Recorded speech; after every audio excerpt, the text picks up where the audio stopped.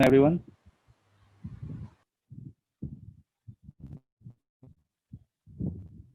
तो कल के क्लास में हम लोग क्या पढ़े थे? पैरेलल प्लेट कैपेसिटर के बारे में पढ़े थे, राइट? और हम लोग जाने थे पैरेलल प्लेट कैपेसिटर बनता कैसे है, कुछ कंडीशंस है, ठीक है, और वो सारा कंडीशंस हम लोग डिटेल में स्टडी किए थे। और बेसिकली ये पता चला था कि एटलीस्ट दो पैरेलल प्लेट ले लो, एक को पॉजिटिव चार्ज दे दो, दूसरे को नेगेटिव चार्ज दे दो, ये कैपेसिटर बन जाएगा। क्यों? क्योंकि क्या होता है, जितना भी इलेक्ट्रिक फील्ड होता है ये दोनों प्लेट के बीच में बाउंडेड रह जाते हैं, तो एनर्जी स्टोर हो सकता है, ठीक है। अब ये अगर सिग्मा है प्लस सिग्मा, ये प्लेट का, और ये माइनस सिग्मा है, तो कुछ बातें हम लोगों को पता चला था। जैसे कि सबसे पहला बात क्या पता चला था कि पैरेलल प्लेट कैपेसिटर का कैपेसिटेंस कितना होता है। कुछ याद आ रहा है? थोड़ा सा रिकॉल करने का कोशिश कीजिए। क्या था ये? Epsilon naught A, epsilon naught A by D, right. और मैंने कहा था कि ये तब है जब बीच में क्या है, एयर है। जब दोनों प्लेट के बीच में एयर मीडियम है तब एप्सिलॉन नॉट लेंगे। जनरल फॉर्मूला क्या है? K epsilon naught A by D, और के का वैल्यू एयर के लिए क्या होता है? 1 होता है, ठीक है। सो एयर का जब बात आएगा तो epsilon naught A by D capacitance हो जाएगा। अगर बीच में कोई अदर मीडियम दिया हुआ है या कोई डाइलेक्ट्रिक दिया हुआ है, ठीक है, जिसके ऊपर आज का लेक्चर हम लोगों का है, हम लोग आज के लेक्चर में डाइलेक्ट्रिक के बारे में डिस्कस करेंगे, ठीक है। तो अगर कोई मटेरियल दिया हुआ है, अंदर में पैराफिन दिया हुआ है या माइका दिया हुआ है या ग्लास दिया हुआ है, ठीक है, तो उसके लिए के का वैल्यू गिवन होगा, क्वेश्चन में आपको पुट कर देना है, ठीक है। क्लियर है? इसके अलावा हम लोगों को पता चला था कि दोनों प्लेट के बीच पे कोई सा भी आप पॉइंट ले लो, हर एक पॉइंट पे इलेक्ट्रिक फील्ड इंटेंसिटी क्या होता है? कांस्टेंट होता है। और वो वैल्यू कितना आया था? कितना आया था? सिग्मा बाय एप्सिलॉन नॉट, अगर पता हो तो। नेट इलेक्ट्रिक फील्ड कितना आया था? सिग्मा बाय एप्सिलॉन नॉट, ठीक है। हम लोग देखे थे कि एक प्लेट की वजह से सिग्मा बाय 2 एप्सिलॉन नॉट होता है, दोनों प्लेट की वजह से नेट इलेक्ट्रिक फील्ड कितना होगा? दोनों को ऐड कर देते थे क्योंकि दोनों का डायरेक्शन क्या है? सेम है, ठीक है। इसके अलावा हम लोग ये भी जान सकते हैं कि दोनों प्लेट के बीच का पोटेंशियल डिफरेंस कितना है, राइट। आपको पता है कितना है? अगर दोनों प्लेट के बीच का डिस्टेंस आपको पता हो, मान लिया कि डी है, तो आप पोटेंशियल डिफरेंस का मैग्नीट्यूड नहीं बता पाओगे। आप तो जानते हो पोटेंशियल डिफरेंस हमेशा क्या होता है? ई इंटू डी होता है। क्लियर है? तो ये तीन चीज हम लोगों को कल की क्लास में पता चला। एक पैरेलल प्लेट कैपेसिटर का कैपेसिटेंस कितना होता है, इलेक्ट्रिक फील्ड इंटेंसिटी उस पैरेलल प्लेट कैपेसिटर के इनसाइड में कितना होता है, ठीक है, और प्लेट के बीच का पोटेंशियल डिफरेंस कितना होता है, राइट। ये तीन चीज हम लोगों को पता चला था कल के क्लास में। क्लियर है? इसमें कोई डाउट नहीं है, ठीक है। तो आज के क्लास में हम लोग बेसिकली क्या डिस्कस करेंगे? आज के क्लास में हम लोग डिस्कस करेंगे कि अगर पैरेलल प्लेट कैपेसिटर के अंदर में हम लोग कोई एक डाई इलेक्ट्रिक मटेरियल डाल दे, ठीक है। डाई इलेक्ट्रिक मटेरियल क्या होता है? ऐसे तो आप लोग जानते हो मटेरियल का क्लासिफिकेशन, आप लोग जानते हो। एक होता है कंडक्टर, दूसरा होता है सेमी कंडक्टर, और तीसरा क्या होता है? इंसुलेटर, ठीक है। डाई इलेक्ट्रिक अपने आप में एक अलग टाइप का मटेरियल है, ठीक है। इसका खासियत यह है कि डाइलेक्ट्रिक मटेरियल, मान लिया कि ये एक डाइलेक्ट्रिक मटेरियल है, ठीक है, ये अपने अंदर से करंट इलेक्ट्रिसिटी को पास होने नहीं देंगे, ठीक है। ये अपने अंदर से करंट को पास होने नहीं देंगे, लेकिन अपने अंदर इलेक्ट्रिक फील्ड इंटेंसिटी या इलेक्ट्रिक फील्ड बनने दे सकते हैं, ठीक है। ध्यान से समझिए, डाइलेक्ट्रिक एक ऐसा मटेरियल है जो अपने अंदर से करंट को पास होने नहीं देता है। तो ये डेफिनेशन को लेके कुछ कुछ बुक में लिखा भी रहता है, डाइलेक्ट्रिक मटेरियल्स मतलब क्या? इंसुलेटर्स। लेकिन ये परफेक्टली इंसुलेटर्स नहीं है, ठीक है। ये अपने आप में एक अलग टाइप का मटेरियल है। क्यों? क्योंकि डाइलेक्ट्रिक मटेरियल अपने अंदर इलेक्ट्रिक फील्ड बनने देता है, ठीक है, इलेक्ट्रिक फील्ड बनने देता है। इंसुलेटर और डाइलेक्ट्रिक में यही फर्क है, इंसुलेटर में इलेक्ट्रिक फील्ड भी नहीं बनेगा, लेकिन डाइलेक्ट्रिक मटेरियल में बन सकता है। ठीक है, तो आज के क्लास में होने क्या वाला है, पहले समझ लेते हैं क्लास में क्या क्या हम लोग जानने वाले हैं। आज की क्लास में हम लोग दो प्लेट के बीच में कोई एक मटेरियल डाल देंगे। ठीक है, ठीक है। अब ये मटेरियल क्या हो सकता है, ग्लास हो सकता है, माइका हो सकता है, कोई भी सिरामिक्स हो सकता है, ठीक है, या क्या हो सकता है, पैराफिन हो सकता है, एटसेट्रा। बहुत सारा डाइलेक्ट्रिक मटेरियल है। ठीक है, कोई भी मटेरियल डाल दो, तो वो मटेरियल डालने की वजह से, प्लेट के बीच में डाइलेक्ट्रिक इंसर्ट करने की वजह से आपका सी में कैसा चेंज आएगा, इलेक्ट्रिक फील्ड इंटेंसिटी अंदर का कितना चेंज होगा, और पोटेंशियल डिफरेंस में क्या चेंज आएगा। ये तीन चीज को हम लोगों को डिटेल में स्टडी करना है। ठीक है, ऑलरेडी हम लोग जानते हैं कि अगर डाइलेक्ट्रिक इंसर्टेड ना हो, जो कि अब तक हम लोग पढ़ते आए, बीच में क्या लिए, एयर मीडियम लिए, राइट। तो सी का वैल्यू कितना होता है, ई का वैल्यू कितना होता है, और डेल्टा वी का वैल्यू कितना होता है, जस्ट हमने अभी जाना। ठीक है, कल के क्लास में हम लोग सीखे थे और अभी रिवीजन भी हम लोग कर लिए कि सी का वैल्यू इतना होता है, ई का वैल्यू कितना होता है, और डेल्टा वी कितना होता है। ठीक है, अब हम लोग क्या करेंगे, दोनों प्लेट के बीच में एक डाइलेक्ट्रिक मटेरियल को इंसर्ट कर देंगे और देखेंगे कि सी का वैल्यू में क्या चेंजेस आया, ई का वैल्यू में क्या चेंजेस आया, और डेल्टा वी का वैल्यू में क्या चेंजेस आया। और ये सब चीज देखने के बाद फाइनली हम लोग कंक्लूजन निकालेंगे कि डाइलेक्ट्रिक मटेरियल इंसर्ट किए क्यों। जितना भी कैपेसिटर बनता है, ठीक है, हर एक कैपेसिटर में कुछ ना कुछ डाइलेक्ट्रिक मटेरियल डाला हुआ रहता है। ठीक है, इसका मतलब कुछ तो फायदा है, राइट। तो हम लोग देखेंगे कि डाइलेक्ट्रिक मटेरियल डालने से ये तीन वैल्यू में क्या चेंजेस आता है। ठीक है, तो स्टार्ट करते हैं।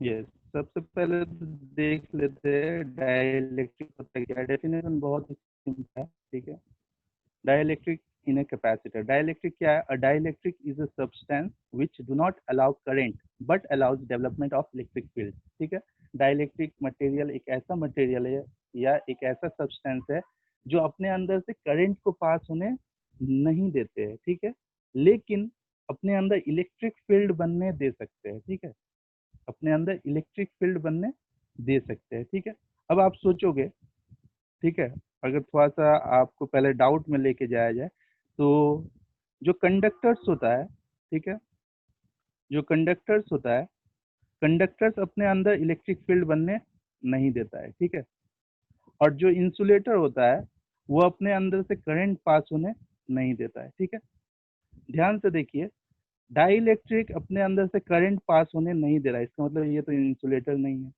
ठीक है, सॉरी, ये कंडक्टर नहीं है, राइट। और यहाँ से भी अगर देखा जाए तो कंडक्टर के अंदर इलेक्ट्रिक फील्ड कितना होता है, जीरो होता है, राइट। इलेक्ट्रिक फील्ड कितना होता है, जीरो होता है।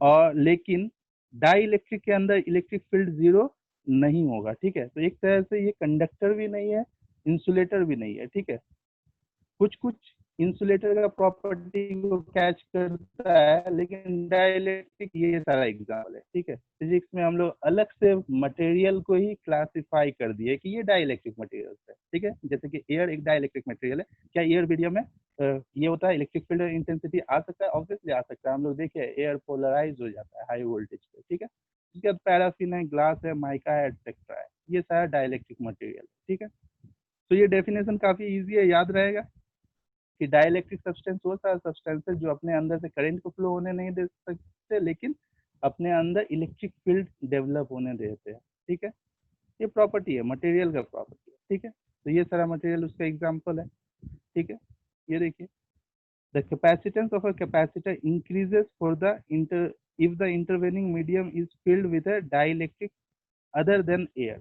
ये चीज को ध्यान से समझिए। ठीक है, क्या है, क्या बता रहा है कि अगर हम लोग दो टाइप का कैपेसिटर ले, एक में एयर है प्लेट्स के बीच में, और दूसरा में कोई एक डाइलेक्ट्रिक मीडियम है। ठीक है, कुछ भी ले लिया, other than air, obviously air भी एक डाइलेक्ट्रिक मटेरियल ही हुआ, लेकिन अदर देन एयर को एक दूसरा मटेरियल लिया, सपोज ग्लास ले लिया, ठीक है, तब क्या होगा सोचिए। क्या हम इसके लिए कैपेसिटेंस का वैल्यू लिख सकते हैं? ये क्या होगा? Epsilon naught A by D, ठीक है। क्या हम लोग इसके लिए कैपेसिटेंस का ये लिख सकते हैं? क्या लिखना होगा? K epsilon naught A by D, ठीक है। और आप लोगों को पता होना चाहिए के का वैल्यू हमेशा एक से ज्यादा होता है या एक के बराबर होता है, ठीक है। के इज ऑलवेज ग्रेटर देन 1। तो कौन सा कैपेसिटेंस ज्यादा है, बिना डाइलेक्ट्रिक वाला या डाइलेक्ट्रिक वाला? बिना डाइलेक्ट्रिक वाला मतलब इसके बगैर एयर छोड़ के अगर कोई अदर मटेरियल जब हम लोग डाले हैं तो एक्सक्यूज मी कैपेसिटेंस सर। क्या है या घटा है, बताइए। सर जरा दोबारा रिपीट कर दें, क्या बोले, जरा आवाज नहीं आई, अचानक से रुक गई थी आपकी। अच्छा अच्छा, सुनिए, हमने दो पैरेलल प्लेट कैपेसिटर लिया है, एक के अंदर एयर लिए, दूसरे के अंदर कोई एक डाइलेक्ट्रिक लिया है, ठीक है। तो इस पहले वाले के और बाकी डायमेंशन सेम है, एरिया सेम है और डिस्टेंस बिटवीन प्लेट सेम है, ठीक है। तो इसके लिए हम लोग कैपेसिटेंस का वैल्यू क्या लिख सकते हैं? Epsilon naught A by D. और इसके लिए क्या लिख सकते हैं? के epsilon naught A by D, right. कौन सा कैपेसिटेंस ज्यादा है? कौन सा कैपेसिटेंस ज्यादा है? जिसके अंदर डाइलेक्ट्रिक डाले, क्यों? क्योंकि के का वैल्यू हमेशा एक से ज्यादा होता है, ठीक है। एयर को छोड़ के अदर कोई डाइलेक्ट्रिक मीडियम लोगे तो के का वैल्यू एक से ज्यादा होगा, ठीक है। तो ऑब्वियसली ये सेकंड वाला कैपेसिटेंस बढ़ गया है, तो हम लोग क्या बोल सकते हैं? यस बताइए सर एयर को हम डाइलेक्ट्रिक कैसे कंसीडर कर सकते हैं? एयर को हम लोग डाइलेक्ट्रिक कैसे कंसिडर कर सकते हैं? डाइलेक्ट्रिक का ये क्या है, डाइलेक्ट्रिक का डेफिनेशन है कि जो अपने अंदर से करंट पास होने ना दे। तो आप खुद सोचो, क्या एयर के अंदर से करंट पास होता है? ऑब्वियसली नॉट, एयर से करंट पास नहीं होता है, राइट। अगर आप एक्सपेरिमेंट करना चाहो, ठीक है, तो आप खुद सोचो कि आपका प्लग है, ठीक है, घर पे एक प्लग है, कंडक्टिंग प्लग, उसमें क्या आ रहा है? हाई वोल्टेज है, ठीक है। और अगर एयर कंडक्ट करने देता है इलेक्ट्रिसिटी को, तो प्लग के जस्ट क्लोज में आप अपना फिंगर को लेके जाओ, और अगर कंडक्ट करने देता तो आपको शॉक लगता है, लेकिन लगता है क्या? नहीं। इन जनरल लो वोल्टेज पे एयर, ऐसे भी समझ सकते कि एयर क्या है? नॉन कंडक्टर है, राइट। एयर क्या है? नॉन कंडक्टर है। एयर में थोड़ी कोई मेटल पार्टिकल्स या वगैरह वगैरह कुछ है। तो एयर क्या है? Non conductor. लेकिन हम लोग ये भी जान चुके हैं कि अगर एयर को कहीं पे रख के, मान लो दो प्लेट के बीच में एयर को डाल के, जिसका प्लेट का पोटेंशियल को बहुत हाई कर दे, तो हाई पोटेंशियल पे एयर क्या हो जाता है? एयर का मॉलिक्यूल ब्रेक डाउन हो जाता है, ठीक है, आयंस में टूट जाता है, ठीक है, एयर का ब्रेक डाउन हो जाता है। जो हम लोग पढ़े थे फर्स्ट क्लास, मतलब कैपेसिटेंस के फर्स्ट लेक्चर में, उसे क्या कहते हैं? कोरोना डिस्चार्ज कहते हैं, ठीक है। एयर का मॉलिक्यूल्स आके डिस्चार्ज करने लगता है, ठीक है।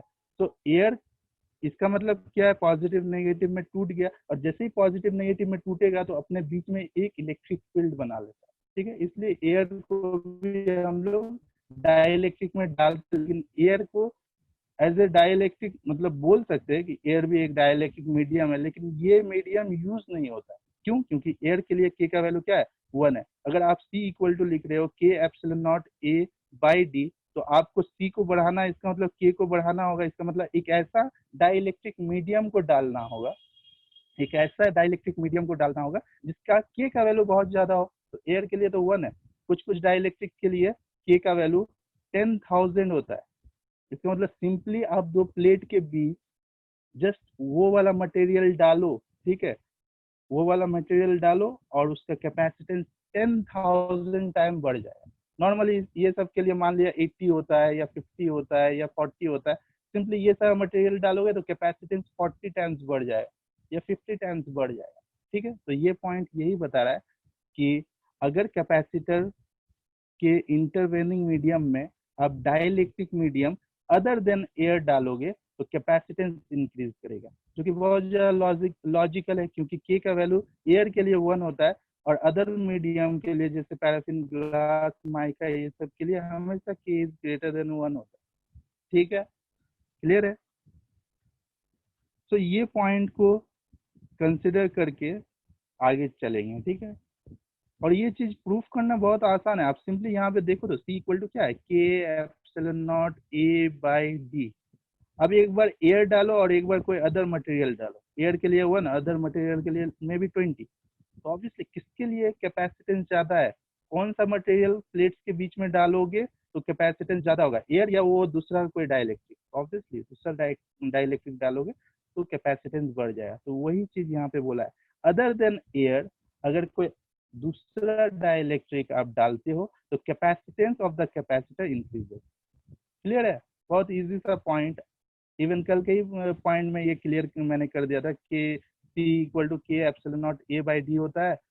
ऑब्वियसली कैपेसिटेंस बनाना है तो कैसे डालना है, डाइलेक्ट्रिक कांस्टेंट K ज्यादा हो, ठीक है। और K को हम लोग डिफाइन कैसे करते हैं, डाइलेक्ट्रिक कांस्टेंट को डिफाइन कैसे करते हैं, K इक्वल टू होता है epsilon divided by epsilon naught. ऐसे K equal to epsilon divided by epsilon naught, ठीक है। क्लियर है, मतलब एयर के रिस्पेक्ट में परमिटिविटी कितना ज्यादा है उस मीडियम का आप लोगों को पता होना चाहिए। परमिटिविटी एयर का सबसे कम होता है, उसके बाद अदर मटेरियल लाते जाओ, ठीक है, अदर कोई मीडियम लेते जाओ, उसका परमिटिविटी बढ़ता जाएगा। सो एयर के रिस्पेक्ट में परमिटिविटी कितना ज्यादा गुना बढ़ जाएगा या कितना टाइम्स हो जाएगा, वही डाइलेक्ट्रिक कांस्टेंट है। डाइलेक्ट्रिक कांस्टेंट का डेफिनेशन काफी इजी है। K इक्वल टू क्या होता है, एप्सिलॉन बाय एप्सिलॉन नॉट। अब मान लिया एप्सिलॉन ये क्या है, माइका का है, ठीक है, हम लोग माइका मीडियम यूज कर रहे हैं, ठीक है।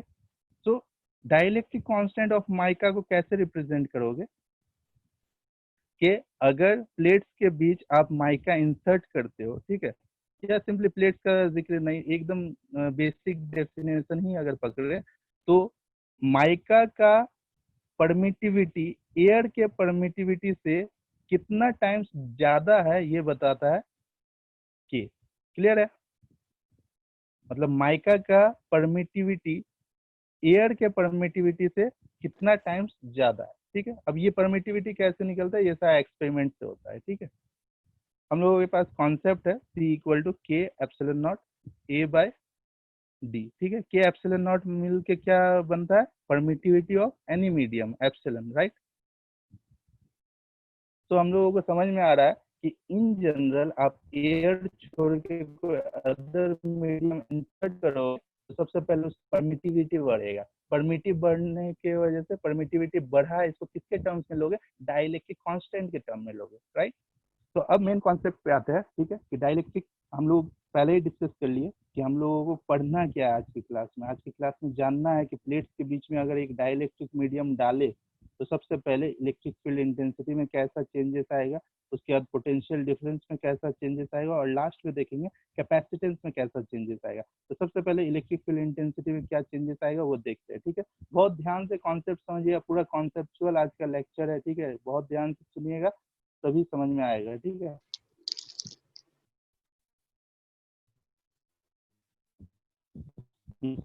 ये डायग्राम को ध्यान से देखिए,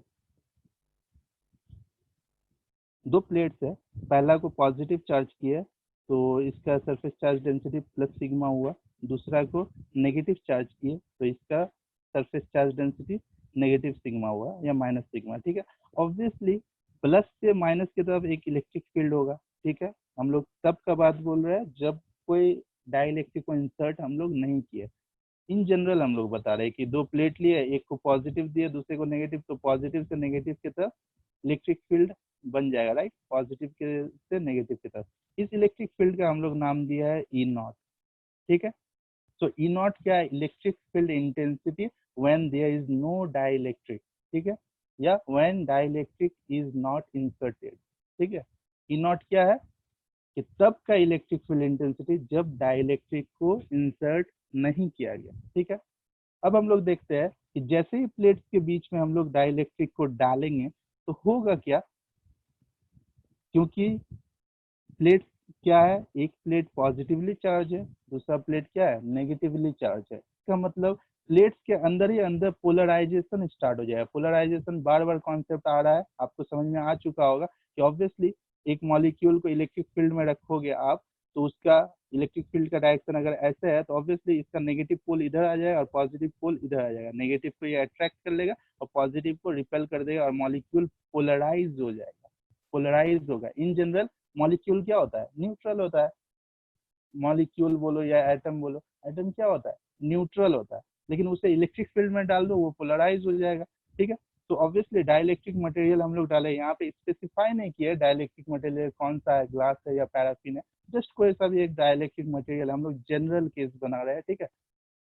ये हम लोगों को पता है कि जो डाइलेक्ट्रिक डाले है उसके लिए डाइलेक्ट्रिक कांस्टेंट का वैल्यू है के। हम लोग डाइलेक्ट्रिक कांस्टेंट का वैल्यू क्या के है, ये मान लिया, ठीक है।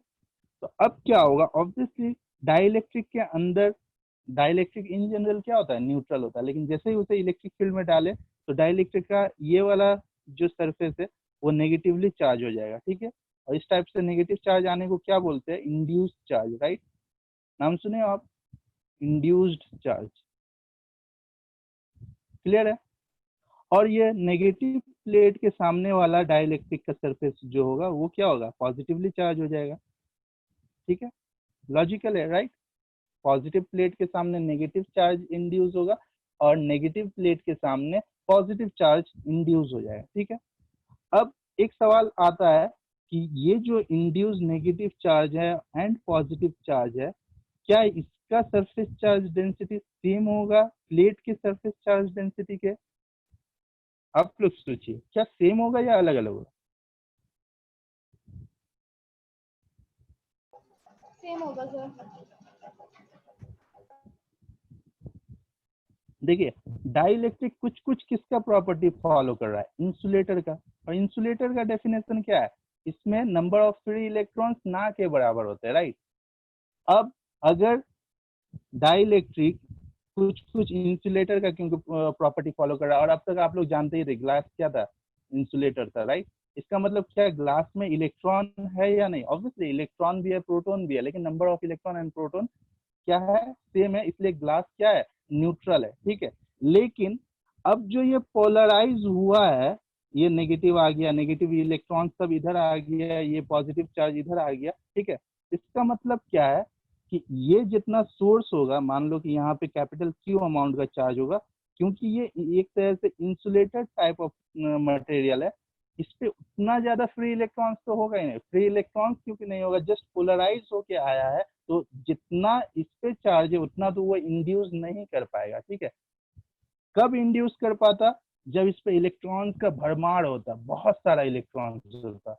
ऑब्वियसली डाइलेक्ट्रिक के पास उतना ज्यादा इलेक्ट्रॉन्स नहीं है, एटलीस्ट कंडक्टर्स जैसा तो इलेक्ट्रॉन्स नहीं हो सकता, राइट, डाइलेक्ट्रिक के पास, क्योंकि इलेक्ट्रिसिटी को तो ये अपने अंदर से फ्लो होने नहीं दे रहा है। इसका मतलब इसके पास फ्री इलेक्ट्रॉन्स नहीं है, जो भी इलेक्ट्रॉन्स आया होगा या जो भी चार्ज आया होगा वो जस्ट पोलराइजेशन की वजह से आया होगा। तो इसके पास जो भी चार्ज आएगा और चार्ज के कारण जो सिग्मा का वैल्यू आएगा, ठीक है, मतलब सरफेस चार्ज डेंसिटी, वो हमेशा कम होगा, वो हमेशा कम होगा। और इस सिग्मा को हम लोग मानेंगे सिग्मा आई, मतलब induced surface charge density. Sigma I को किस तरह से डिफाइन करेंगे, इंड्यूस्ड सरफेस चार्ज डेंसिटी को किस तरह से डिफाइन करेंगे, obviously induced charge divided by area. Area हम लोग सेम लेते हैं, डाइलेक्ट्रिक प्लेट का जो एरिया होगा डाइलेक्ट्रिक का एरिया हम लोग सेम लेते हैं, ठीक है। So induced surface charge density कितना हो जाएगा, charge induced divided by area, ठीक है। और ये हम लोगों को पहले से पता है कि अगर इस पे क्यू चार्ज है और इस पे क्यू आई इंड्यूस हुआ है तो हमेशा Q is greater than Q I होगा, मतलब इंड्यूस पूरा का पूरा नहीं हो पाएगा, ठीक है। तो अगर आप क्वेश्चन पूछो कि सर क्या कभी ऐसा चांस है कि हाँ ये पूरा का पूरा Q I equal to Q हो जाए या Q equal to Q I हो जाए, क्या ऐसा कभी भी ऐसा चांसेस मिलेगा? तो द आंसर इज यस, ठीक है। कब मिलेगा, जब आप यहाँ पे डाइलेक्ट्रिक ना डालो, यहाँ पे एक मेटल डाल दो।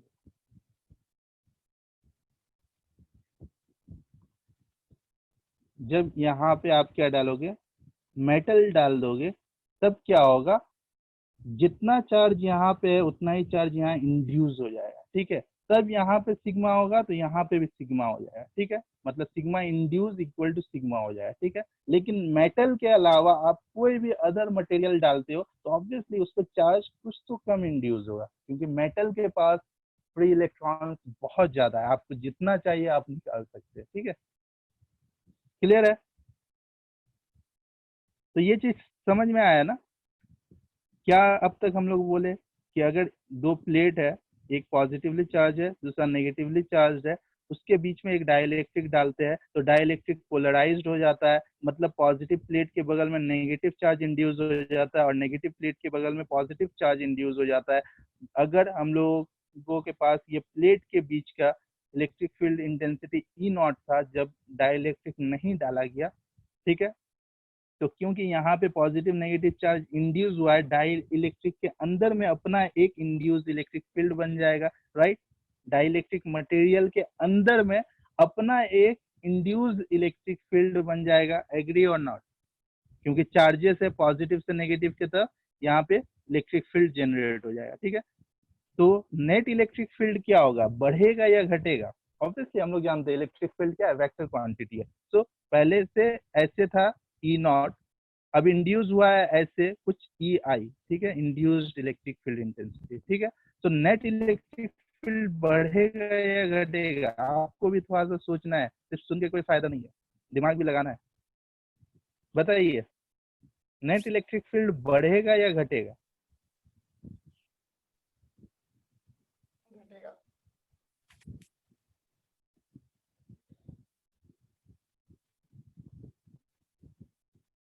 यस, कम होगा, सही। तो कम होगा,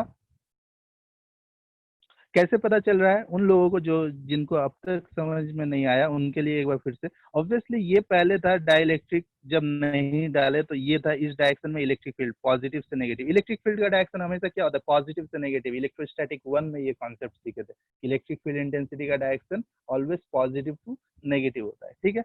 तो यहाँ पे उल्टा हुआ है, ये नेगेटिव है ये पॉजिटिव है, तो obviously electric field intensity, induced electric field intensity का डायरेक्शन अपोजिट हो जाएगा और ये अपोज कर रहा होगा, राइट। इसका मतलब नेट इलेक्ट्रिक फील्ड घटेगा कुछ ना कुछ, और घट के कितना हुआ होगा? मेरे ख्याल से बड़ा कौन है, ई आई ज्यादा है या ई नॉट ज्यादा है? तो ऑब्वियसली चार्ज जो ज्यादा होगा इलेक्ट्रिक फील्ड इंटेंसिटी उसकी वजह से ज्यादा होगा, तो चार्ज तो ये सिग्मा की वजह से ज्यादा है, राइट। और ये वाला इंड्यूस्ड इलेक्ट्रिक फील्ड कम है, राइट। इसका मतलब नेट क्या होगा, E naught minus E I, right. खुद से सोचिए नेट क्या होगा, ई आई माइनस ये करोगे या इससे इसको घटाओगे? ई नॉट माइनस ई आई। हम ये चीज लिखेंगे, ठीक है। देखिए, माना क्या किया गया है, ई नॉट को क्या माना गया है, external electric field due to plates, सिर्फ प्लेट्स के कारण, ठीक है।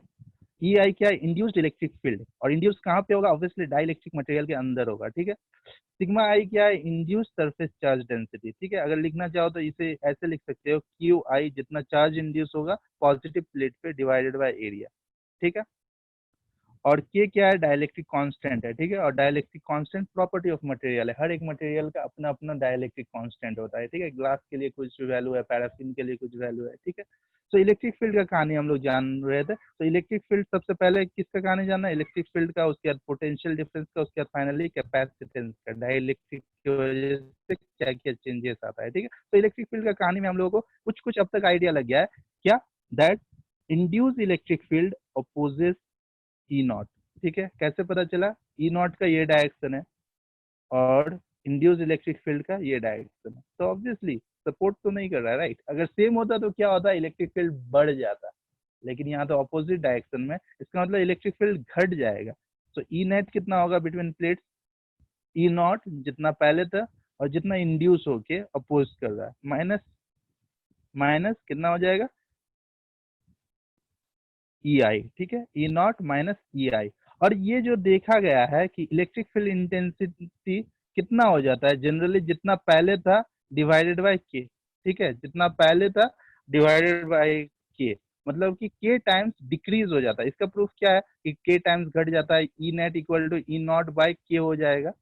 पहला तो ये समझ में आ रहा है कि यहाँ इस डायग्राम से E net equal to E naught minus E I होगा, और दूसरा हम लोग एक अदर फॉर्मूला से ये प्रूफ कर सकते हैं कि इलेक्ट्रिक फील्ड जो पहले था के टाइम्स उससे घट जाएगा।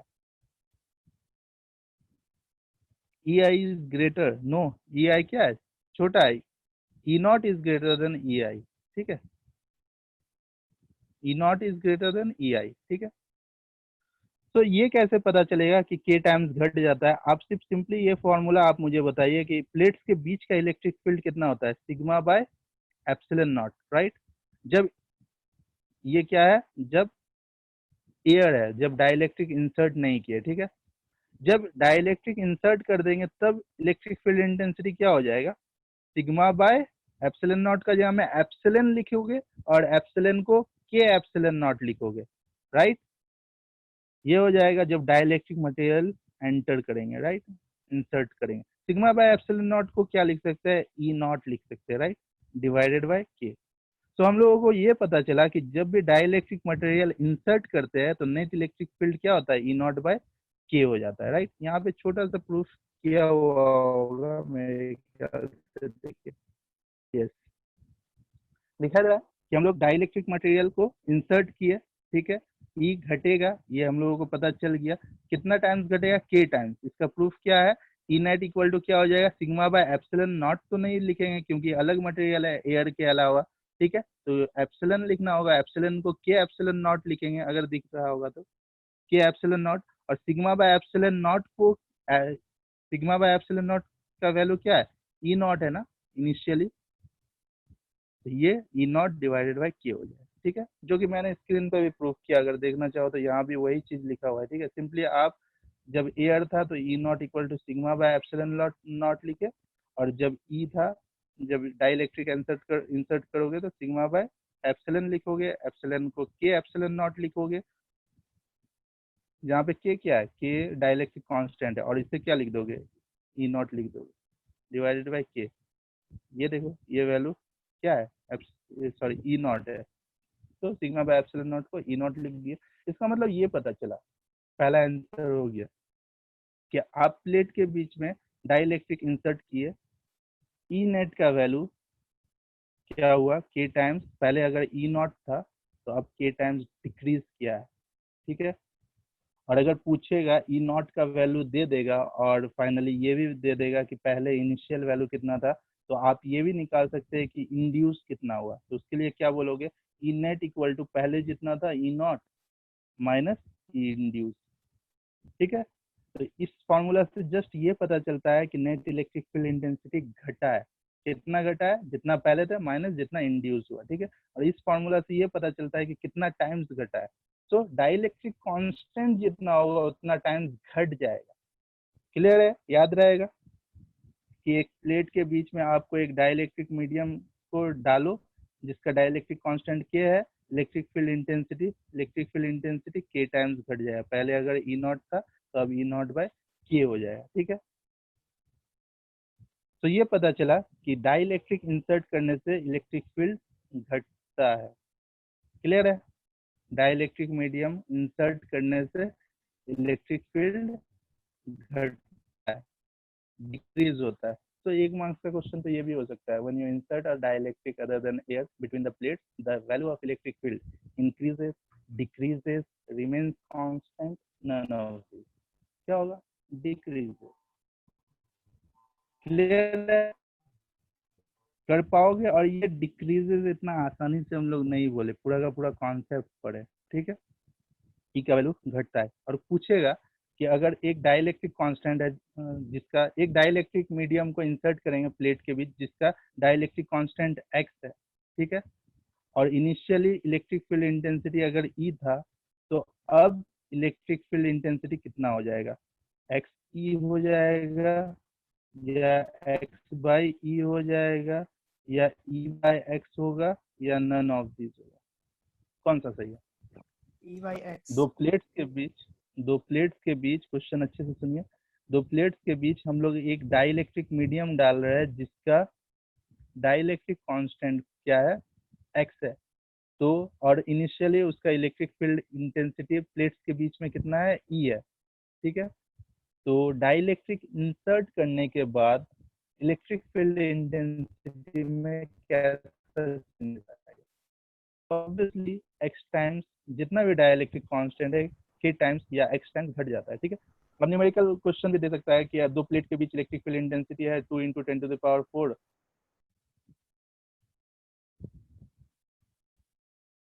न्यूटन पर कूलम, और बोल दिया कि एक डाइलेक्ट्रिक मीडियम डाला गया है जिसका डाइलेक्ट्रिक कांस्टेंट का वैल्यू क्या है, 4 है, ठीक है, तब नया इलेक्ट्रिक फील्ड इंटेंसिटी कितना होगा, ठीक है।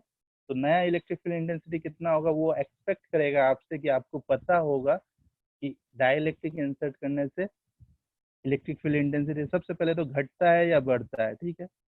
तो आपको अगर पहले से पता होगा कि डाइलेक्ट्रिक को इंसर्ट करने से इलेक्ट्रिक फील्ड इंटेंसिटी घटता है, तो ऑप्शन में दो ऑप्शन जो बढ़ा हुआ होगा, मतलब ज्यादा, इससे ज्यादा वैल्यू का होगा, उसको आप पहले रिजेक्ट कर सकते हैं, राइट। तो ये क्या होगा, ई बाई के होता है, इसका मतलब ई बाई के करोगे, इसका मतलब इतना डिवाइडेड बाई 4, मतलब 0.5 इंटू 10⁴ ये हो जाएगा। क्लियर है। अब देखिए आपके एनसीईआरटी में एक मतलब स्पेशल टॉपिक दिया हुआ है, ठीक है, वो भी करा देते हैं। दिया हुआ है कि ये जो इंड्यूस हुआ है सिग्मा, सिग्मा आई, ये कितना होगा, कोई आइडिया ये कैसे निकालेंगे हम लोग, मतलब कितना सरफेस चार्ज डेंसिटी इंड्यूस होगा एक डाइलेक्ट्रिक मीडियम जिसका डाइलेक्ट्रिक कांस्टेंट के है, वो अगर प्लेट्स के बीच में इंसर्ट किया जाए तो सिग्मा इंड्यूस, सिग्मा आई कितना होगा, किस तरह से निकाले, एनी सजेशन कैसे निकाला जाए।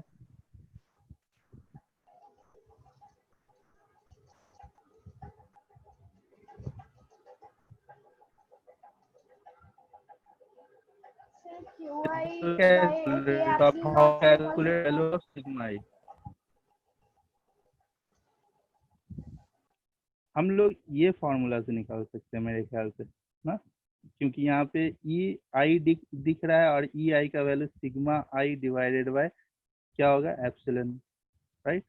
तो यहाँ से निकाल सकते हैं। तो देखते हैं, छोटा सा डेरिवेशन एग्जाम हो सकता है 2 मार्क्स के लिए, डेरिवेशन जल्दी से कर लेते हैं, काफी सिंपल सा है। सबसे पहले तो हम लोगों को ई नॉट का वैल्यू पता है, मैं डायरेक्ट यहाँ पे भी लिख सकता था सिग्मा बाय एप्सिलॉन नॉट, क्योंकि बार बार हम लोग कर लिए, फिर भी यहाँ पे मैंने लिख दिया कि ई नॉट जब निकालोगे तो आपको 2 प्लेट के कारण इलेक्ट्रिक फील्ड इंटेंसिटी मिलेगा, दोनों का सेम डायरेक्शन होगा, और प्लेट के कारण सिग्मा बाय 2 एप्सिलॉन नॉट होता है, क्योंकि दोनों का सेम है तो 2 बार ऐड कर दोगे, sigma bye 2 epsilon not plus sigma bye 2 epsilon not, ये हो जाएगा 2 sigma bye 2 epsilon not, 2 2 cancel हो जाएगा, सिग्मा बाय एप्सिलॉन नॉट। तो ई नॉट का वैल्यू आपको पता चला, sigma by epsilon not. Induce electric field intensity कितना हो जाएगा, सेम बात है, राइट।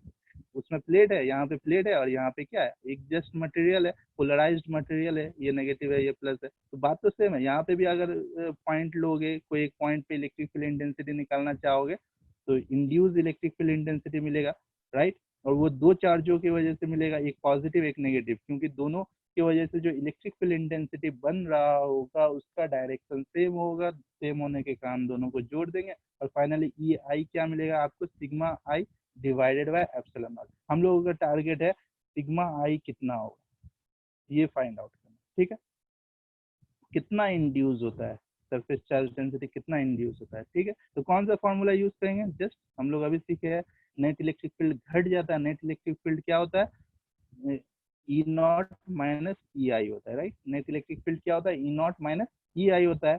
अब ये जो नेट इलेक्ट्रिक फील्ड है ये हम लोगों को अदर वे अराउंड पता है कि ये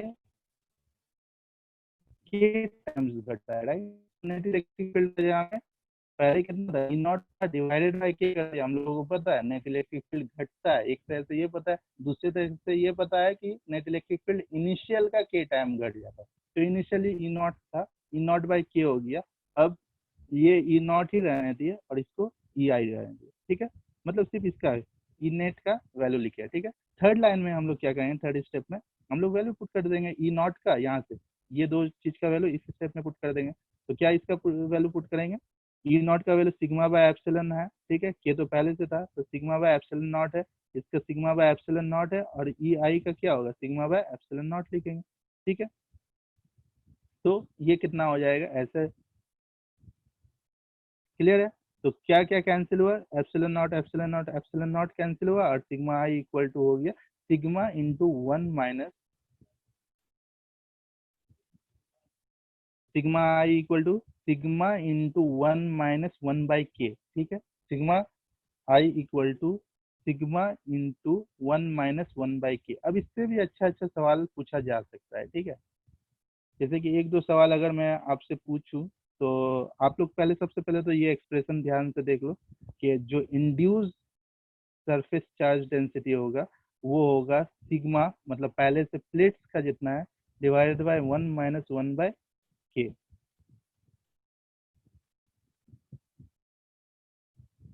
ठीक है।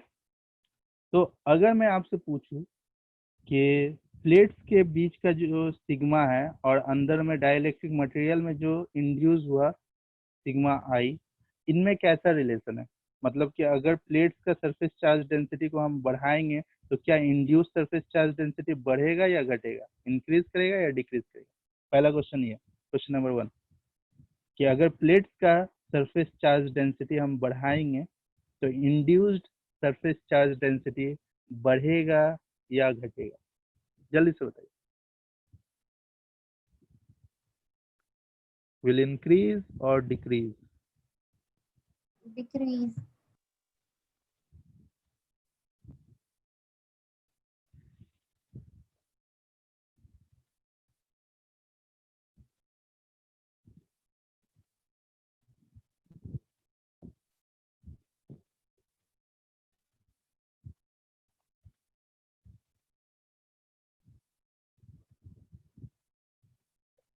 तो आप यहाँ से देख सकते हैं कि अगर एक प्लेट के बीच में कोई एक डाइलेक्ट्रिक मीडियम डाल दिया जिसका डाइलेक्ट्रिक कांस्टेंट के है, ठीक है, इसका मतलब के तो फिक्स हो गया, आपने डाइलेक्ट्रिक डाल दिया।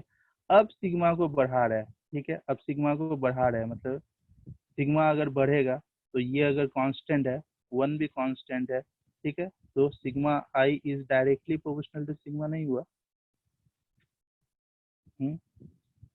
Sigma I is directly proportional to sigma हुआ, मतलब आप सिग्मा को बढ़ाइएगा तो सिग्मा आई भी ज्यादा होगा, इंड्यूस होगा। और ये लॉजिकल भी है, ठीक है। आप खुद सोचो कि एक प्लेट से जिसको पॉजिटिव नेगेटिव चार्ज दे रही है, ठीक है, ज्यादा चार्ज नहीं है, तो ये अपने अराउंड में क्या करेगा, ये पॉजिटिव नेगेटिव को इंड्यूस करेगा। अब जैसे पॉजिटिव चार्ज को बढ़ा दोगे तो ऑब्वियसली ये इंड्यूस ज्यादा करने लगेगा, ठीक है। कुछ मॉलिक्यूल्स जो होगा, जो ऑलरेडी इधर इधर होगा, उसको भी अपने तरफ अट्रैक्ट कर लेगा, ठीक है। क्यों? क्योंकि जैसे ही चार्ज आप बढ़ाओगे, अगर आप पूछो कि सर एक्चुअल रीजन क्या है, तो जैसे ही चार्ज आप बढ़ाओगे इनके बीच का इलेक्ट्रिक फील्ड इंटेंसिटी ये बढ़ने लगेगा, जिसके कारण पोटेंशियल डिफरेंस बढ़ने लगेगा। पोटेंशियल डिफरेंस जितना बढ़ेगा मॉलिक्यूल उतना ज्यादा पोलराइज होगा, ठीक है। हम लोग जानते हैं कि इवन एयर एयर को ब्रेक डाउन करना इतना आसान नहीं है, लेकिन फिर भी हाई पोटेंशियल, हम लोग अगर पोटेंशियल को बढ़ाते गए तो एयर भी ब्रेक डाउन हो जाता है, राइट। ये चीज हम लोग जानते हैं। तो एक्चुअल रीजन ये है कि आप सिग्मा को जैसे ही बढ़ाओगे तो ऑब्वियसली इलेक्ट्रिक फील्ड इंटेंसिटी बढ़ जाएगा। इलेक्ट्रिक फील्ड इंटेंसिटी बढ़ेगा, इसका मतलब पोटेंशियल डिफरेंस बढ़ जाएगा। पोटेंशियल डिफरेंस बढ़ गया मतलब मॉलिक्यूल ज्यादा पोलराइज होने लगेगा, और मॉलिक्यूल ज्यादा पोलराइज हो गया मतलब इंड्यूस चार्ज बढ़ जाएगा। सबसे पहले तो इंड्यूस चार्ज बढ़ जाएगा, और इंड्यूस चार्ज बढ़ेगा इसका मतलब इंड्यूस सरफेस चार्ज डेंसिटी भी बढ़ जाएगा, क्योंकि प्लेट का एरिया तो कांस्टेंट है, राइट। क्लियर है?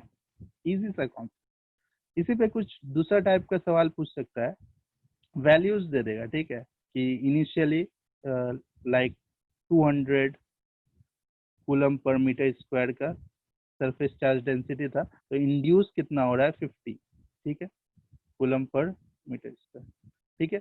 अगर इसे बढ़ा के हम लोग 300 कूलम पर मीटर स्क्वायर कर दे तब इंड्यूस कितना होगा। देखते हैं सबसे पहला आंसर किसका आता है, जल्दी से। सर रिपीट करिएगा क्वेश्चन, आपकी आवाज कट गई थी। क्वेश्चन लिखा हुआ है कि अगर सिग्मा का वैल्यू पहले 200 था, अब 300 हो गया, तो सिग्मा आई का वैल्यू अगर 50 था तो अब कितना होगा। ऑब्वियसली आप मेरे तरफ से एडवाइस दे लो कि 50 से ज्यादा हो, कितना होगा।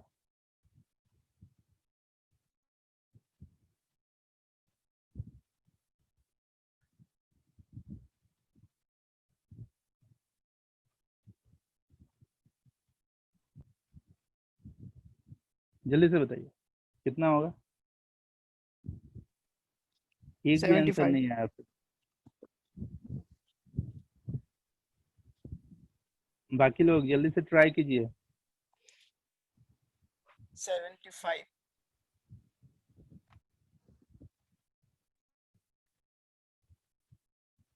कर पा रहे हैं। सो सिग्मा का 2 वैल्यू दिया हुआ है, सिग्मा आई का एक वैल्यू आया, राइट। और दूसरा वैल्यू क्या है, तो हम लोग यहाँ से देखेंगे जब डाइलेक्ट्रिक को इंसर्ट कर देते हैं ना, तो अब कुछ किया नहीं जा सकता, डाइलेक्ट्रिक कांस्टेंट उस मीडियम के साथ ही रहता है, राइट। क्लियर है कि मतलब एक मीडियम को इंसर्ट कर दिए तो उस मीडियम का डाइलेक्ट्रिक कांस्टेंट फिक्स है, स्टैंप लगा हुआ है इस पे, ठीक है। अब उसको जब प्लेट के बीच में डाल दिया तो के तो फिक्स ही रह गया ना। तो जब के फिक्स है, मैं बार बार ये चीज इसलिए मैं बता रहा हूँ, ठीक है, क्योंकि हम लोग तभी लिख सकते हैं sigma I is directly proportional to sigma. ये चीज तभी लिखा जा सकता है जब के कांस्टेंट हो, ठीक है। अगर क्वेश्चन में दे दे अगर क्वेश्चन में दे दे कि एक मटेरियल को इंसर्ट किए, ठीक है, एक मटेरियल को इंसर्ट किए जिसका डाइलेक्ट्रिक कांस्टेंट था 5, ठीक है, तब सिग्मा आई इतना इंड्यूस हुआ, और उसके बाद वो मटेरियल को निकाल के दूसरा एक मटेरियल को इंसर्ट किए जिसका डाइलेक्ट्रिक कांस्टेंट था लेट्स सपोज 10, तब उस केस में आप ये रिलेशन नहीं लिख सकते, ये गलत हो जाएगा। क्यों? क्योंकि के कांस्टेंट नहीं है, के दो अलग अलग वैल्यू ले रहा है, तो आप के सिंपली ये करने का मतलब क्या, आप के को कैंसिल कर पा रहे हो, राइट। तो इस टाइप का सवाल के लिए नहीं है। खैर अभी जो मैंने सवाल पूछा वो काफी इजी है, उसमें डाइलेक्ट्रिक मीडियम एक ही है, इसका मतलब कांस्टेंट एक ही है, और ये कांस्टेंट है, ठीक है, डाइलेक्ट्रिक कांस्टेंट कांस्टेंट है, चेंज नहीं हो रहा है, ठीक है। तो क्या डाइलेक्ट्रिक कांस्टेंट चेंज हो सकता है? ऑब्वियसली एक पर्टिकुलर मटेरियल के लिए या एक पर्टिकुलर सब्सटेंस के लिए डाइलेक्ट्रिक कांस्टेंट का वैल्यू कभी चेंज नहीं हो सकता, बट मटेरियल अगर चेंज करते जाओ तो डाइलेक्ट्रिक कांस्टेंट भी चेंज होगा, हर एक मटेरियल का तो अलग अलग होता है, राइट। तो ये सवाल में हम लोग sigma I is directly proportional to sigma लिख सकते हैं, और फाइनली इसे हम लोग लिख सकते हैं कैसे, बहुत फेमस तरीका है ये लिखना, sigma I 1 divided by sigma I 2 equal to sigma 1 by sigma 2। अब अगर वैल्यूज याद रखो तो ये 200 था, ये 300 था, और ये 50 था, तो आपको सिग्मा आई 2 का वैल्यू निकालना था। कर पाओगे?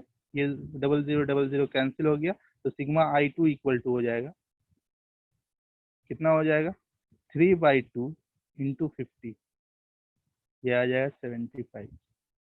तो जिन्होंने भी आंसर दिया कॉन्ग्रेचुलेशन, करेक्ट था, ठीक है, वेल डन। तो ये तो इसका बात रहा, ठीक है। एक बहुत ही अच्छा क्वेश्चन इस पे ये बन सकता है कि अगर, एक काफी अच्छा क्वेश्चन ये भी कर लो, ठीक है, ये लास्ट क्वेश्चन है, आगे चलेंगे उसके बाद, ठीक है। एक क्वेश्चन ये बन सकता है कि दो प्लेट्स है, उनके बीच का सिग्मा फिक्स है, ठीक है, हम लोग चेंज नहीं कर रहे हैं, ठीक है। दो अलग अलग टाइप का डाइलेक्ट्रिक डाले, एक को डाले, ठीक है, उसका डाइलेक्ट्रिक कांस्टेंट 20 है, ठीक है, उसके बाद उसको निकाले, फिर दूसरा को डाले जिसका डाइलेक्ट्रिक कांस्टेंट 50 है। आपको जवाब देना है कि कौन सा डाइलेक्ट्रिक में सिग्मा ज्यादा इंड्यूस होगा, फर्स्ट या सेकंड, जल्दी से बताइए। प्लेट्स के बीच दो डाइलेक्ट्रिक मटेरियल है, ठीक है, फर्स्ट में. एक बार डाले हैं, फिर उसको निकाले, फिर दूसरा को डाले हैं, ठीक है। आपको सबसे पहले ये बताना है कि सिग्मा आई मतलब इंड्यूस किसके अंदर ज्यादा होगा, ठीक है, सोच के बताइए।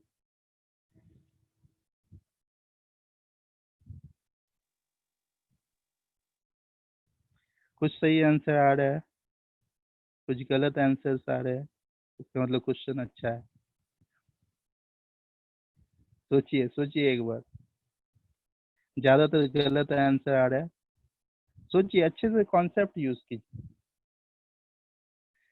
इंड्यूस्ड सरफेस चार्ज डेंसिटी कौन सा मटेरियल का ज्यादा होगा, पहला का जिसका डाइलेक्ट्रिक कांस्टेंट 20 है या दूसरा का जिसका डाइलेक्ट्रिक कांस्टेंट 50 है?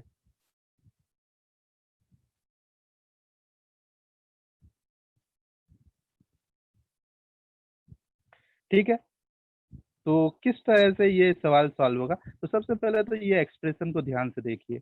अगर मैं पूछूं कि सिग्मा तो फिक्स है ना, तो आपसे अगर मैं पूछूं कि sigma I is directly proportional to K होगा या sigma I is inversely proportional to K होगा, ठीक है, तो आप में से बहुत सारे स्टूडेंट काफी चालाकी करोगे कि सर 1/, में लिखा हुआ है तो ये सही है, लेकिन अनफॉर्चुनेटली ये गलत है, ये गलत है। सही क्या है? Sigma I is directly proportional to K. और अगर आप ये मैथमेटिकल एक्सप्रेशन से नहीं भी करते तो आप खुद सोचो कि कौन सा मटेरियल ज्यादा अपने अंदर इंड्यूस करने देगा इलेक्ट्रिक फील्ड को। इंड्यूस है ना आई, इलेक्ट्रिक फील्ड को कौन सा मटेरियल ज्यादा इंड्यूस करने देगा? ऑब्वियसली जिसका डाइलेक्ट्रिक कांस्टेंट क्या होगा, ज्यादा होगा, ठीक है। तो ऑब्वियसली 20 वाला या शायद 50 दिए थे ना, K2 वाला सही है, मतलब सेकेंड मटेरियल का इंड्यूस सरफेस चार्ज डेंसिटी ज्यादा होगा, ठीक है। अगर नहीं समझ में आ रहा है कि सर डायरेक्टली प्रोपोर्शनल कैसे हुआ, तो मैं सिंपली आपसे पूछूंगा ये सवाल कि अगर कुछ ऐसा लिखा हुआ है x इज इक्वल टू क्या होगा, या ये डायरेक्ट फॉर्मूला से ही समझा देते हैं, sigma I equal to sigma into 1 - 1/k, ठीक है। सिग्मा तो कांस्टेंट है, तो सिग्मा आई किसके प्रोपोर्शनल है? 1 - 1/k। आप खुद सोचो, सिग्मा आई को आपको बढ़ाना है, सिग्मा आई का वैल्यू ज्यादा होना चाहिए, इसका मतलब क्या होगा? के का ज्यादा होना चाहिए, राइट। के का वैल्यू जितना ज्यादा होगा 1/k का वैल्यू उतना कम होगा, और 1 माइनस उतना कम मतलब ज्यादा। Simple math. सो के ज्यादा होगा तो सिग्मा आई ज्यादा होगा, मतलब डायरेक्टली प्रोपोर्शनल। आप खुद सोचो ना, के का वैल्यू जितना ज्यादा होगा 1/k का वैल्यू उतना कम होगा, 1 से उतना कम को घटाओगे इसका मतलब आपको ज्यादा मिलेगा, राइट। ओके, अगर नहीं समझ में आया तो खुद से थोड़ा मैथमेटिक्स ट्राई कर लेना, मैथ्स है, फिजिक्स इसमें कुछ नहीं है, ठीक है। तो हम लोग समझ गए इलेक्ट्रिक फील्ड के बारे में, हम लोग बहुत सारा डिस्कशन कर लिए, ठीक है। पहला तो ये डिस्कशन किए कि ई नेट जो होता है वो घटता है, क्या कितना घटता है? ई नॉट माइनस ई आई, ठीक है। उसके बाद ये पता चला कि ई नेट असल में कितना घटता है, इनिशियल का के टाइम्स, ठीक है। उसके बाद हम लोगों को ये पता चला कि के का वैल्यू जितना ज्यादा होगा, ठीक है, सिग्मा उतना इंड्यूस होगा, ठीक है। और क्योंकि क्योंकि एक और चीज मैं बता देना चाह रहा हूँ, ध्यान से देखिए, ई इक्वल टू यहाँ पे कोना में देखिए, ई इक्वल टू क्या होता है? सिग्मा बाय एप्सिलॉन नॉट ना। तो ई आई क्या हो जाएगा? Sigma I bye epsilon not. और के का वैल्यू ज्यादा होगा मतलब सिग्मा आई का वैल्यू ज्यादा होगा, इसका मतलब इंड्यूस इलेक्ट्रिक फील्ड इंटेंसिटी ज्यादा होगा। अब ऐसे भी क्वेश्चन, कितना सारा क्वेश्चन मैं कराऊं, बहुत सारा क्वेश्चन बन सकता है। के का वैल्यू दो मटेरियल के दे दे, के दो मटेरियल के लिए के का वैल्यू दे देगा, पूछेगा इंड्यूस इलेक्ट्रिक फील्ड इंटेंसिटी किसमें ज्यादा होगा, आप देख लो। के का वैल्यू ज्यादा होने से सिग्मा ज्यादा होगा, सिग्मा से ई डायरेक्टली प्रोपोर्शनल है, मतलब सिग्मा ज्यादा होगा तो ई का वैल्यू ज्यादा होगा, ठीक है। क्वेश्चन सब में नहीं करा रहे हैं, मैक्सिमम क्वेश्चन करा दिया, ये अगर इससे क्वेश्चन आए तो आप देख लेना, ठीक है। के से ई डायरेक्टली प्रोपोर्शनल है, ठीक है, क्लियर है। अच्छा, एक और बात कि जस्ट आपको ये याद रखना है कि अगर एक डाइलेक्ट्रिक मटेरियल हम लोग के डाइलेक्ट्रिक कांस्टेंट वाला इंसर्ट करते हैं तो इलेक्ट्रिक फील्ड इंटेंसिटी घटता है, कितना घटता है? ई नॉट बाई के टाइम्स हो जाता है, ठीक है। हो गया कंप्लीट। सेकंड अब हम लोग चल रहा है पोटेंशियल डिफरेंस में क्या चेंजेस आता है, ठीक है। तो सबसे पहले पोटेंशियल डिफरेंस क्या आप कैलकुलेट कर पाओगे, ये सबसे पहले देखते हैं। ये अगर पॉजिटिव प्लेट है, ये नेगेटिव प्लेट है, तो ये इलेक्ट्रिक फील्ड इंटेंसिटी का डायरेक्शन है। इलेक्ट्रिक फील्ड इंटेंसिटी अगर ई है और बीच का प्लेट के बीच का डिस्टेंस अगर डी है, तो potential difference equal to E into D होगा। इतना तो हम लोगों को पहले से पता था, राइट, ई इंटू डी होगा। यहाँ पे हम लोग क्या करने वाले हैं, यहाँ पे हम लोग डाइलेक्ट्रिक इंसर्ट करेंगे और चेक करेंगे पोटेंशियल डिफरेंस बढ़ा या घटा। तो एक चीज तो मैं जस्ट शॉर्टकट में बता दूं कि ऑब्वियसली यहाँ से पोटेंशियल डिफरेंस ई से डायरेक्टली प्रोपोर्शनल है। अभी जस्ट हम लोग पढ़ के आए कि डाइलेक्ट्रिक इंसर्ट करने से ई घटता है तो पोटेंशियल डिफरेंस भी घटेगा। ठीक है, शॉर्टकट तो ये है। एक बार थोड़ा सा लॉन्ग से देख लेते हैं। हम लोग जानते हैं कि जब डाइलेक्ट्रिक नहीं है, विदाउट डाइलेक्ट्रिक, तो पोटेंशियल डिफरेंस कितना है, वी नॉट है। ठीक है, पोटेंशियल डिफरेंस क्या है, वी नॉट है। और वी नॉट को क्या लिख सकते हैं, ई नॉट इंटू डी। ठीक है, जब डाइलेक्ट्रिक इंसर्ट किया, इसका मतलब डाइलेक्ट्रिक विथ डाइलेक्ट्रिक क्या होगा, कुछ वी हो जाएगा, राइट। पोटेंशियल डिफरेंस कुछ वी नॉट से चेंज होके वी हो जाएगा। और इसको क्या लिखना होगा, ई इंटू डी लिखना होगा। और ई को हम लोग क्या लिख देंगे, ई नॉट बाई के लिखना होगा। और वही ई नॉट बाई के इंटू डी, राइट। अब ई नॉट इंटू डी को हम लोग तो वी नॉट लिख सकते हैं, राइट। ध्यान से देखिए, वी नॉट को क्या लिख सकते हैं, ई नॉट इंटू डी, तो यहाँ पे वी नॉट बाई के। इसका मतलब ये समझ में आया कि पोटेंशियल भी के टाइम्स घट जाता है। मतलब if you insert dielectric between plates then potential difference decreases. याद रखना बहुत आसान है, क्योंकि पोटेंशियल डिफरेंस इक्वल टू होता है ई इंटू डी। ऑब्वियसली ई घट रहा है तो वी भी घटेगा। क्यों, क्योंकि डिस्टेंस बिटवीन प्लेट कांस्टेंट है। मैं बार बार ये चीज बता रहा हूँ कि जब भी आप ऐसे रिलेट करो तो चेक कर लो कि साथ वाला जो टर्म है वो कांस्टेंट है या नहीं। ऑब्वियसली आप प्लेट को अगर चेंज करोगे, v equal to E into D, D अगर वेरिएबल होगा तो आप इतना आसानी से जज नहीं कर पाओगे इन दोनों का रिलेशन। ठीक है, क्लियर है। सो ये पता चला कि डाइलेक्ट्रिक इंसर्ट करने से ई घटता है, वी भी घटता है। ठीक है, कितना घटता है, ई नॉट बाय के हो जाता है और वी नॉट बाय के हो जाता है। ठीक है, तो इस पे भी वही सारा सवाल बन सकता है कि इनिशियली अगर 20 वोल्ट का पोटेंशियल डिफरेंस है प्लेट्स के बीच में, एक डाइलेक्ट्रिक मीडियम जिसका डाइलेक्ट्रिक कांस्टेंट के इक्वल टू 4 है। ठीक है, ये इंसर्ट कर दिए कुछ इस तरह से, ये प्लेट्स के बीच में इंसर्ट कर दिए, इसका डाइलेक्ट्रिक कांस्टेंट क्या है, 4 है।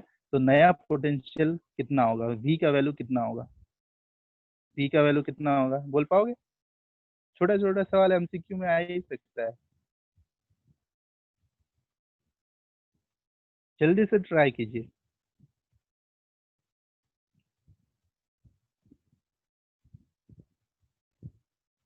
इनिशियली पोटेंशियल डिफरेंस 20 वोल्ट था, एक डाइलेक्ट्रिक मीडियम डाल दिए प्लेट्स के बीच में।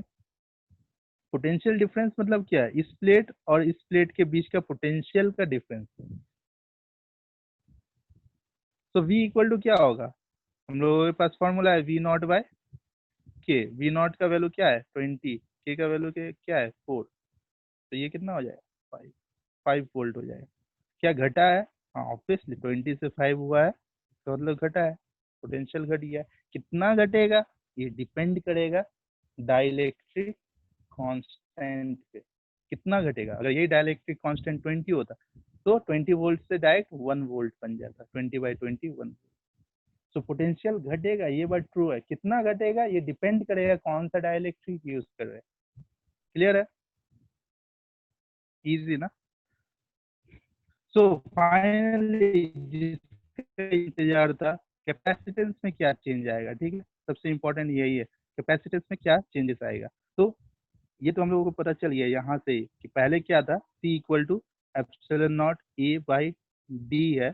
अगर इसको C नॉट बोले तो अब डाइलेक्ट्रिक डालेंगे तो K epsilon naught A by D हो जाएगा, राइट। और इस चीज को हम लोग C नॉट बोल सकते हैं, तो K C नॉट हो जाएगा।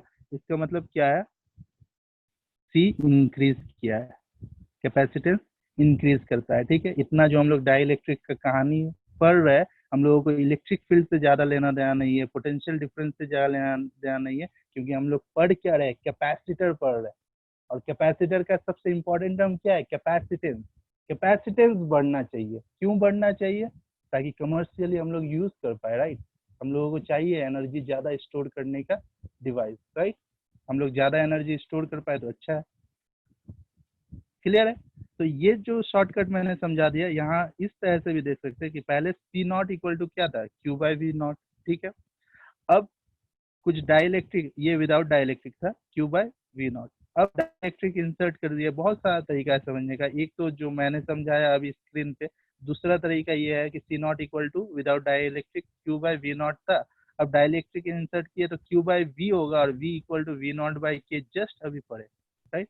तो वी नॉट बाई के, तो यहाँ से के ऊपर गया और क्यू बाई वी नॉट को सी नॉट लिखते हैं, सो के सी नॉट, ठीक है। ये सेकेंड मेथड हो गया, क्लियर है। सो इससे क्या पता चला, कैपेसिटेंस इंक्रीज करता है। कैपेसिटेंस क्या होता है, इंक्रीज करता है, क्लियर है। सो अगर एग्जाम में दे दे कि एक कैपेसिटर है, जब प्लेट्स के बीच का मीडियम एयर है, ठीक है, तो उसका कैपेसिटेंस क्या है, लेट्स सपोज 2 माइक्रोफैराड है, ठीक है।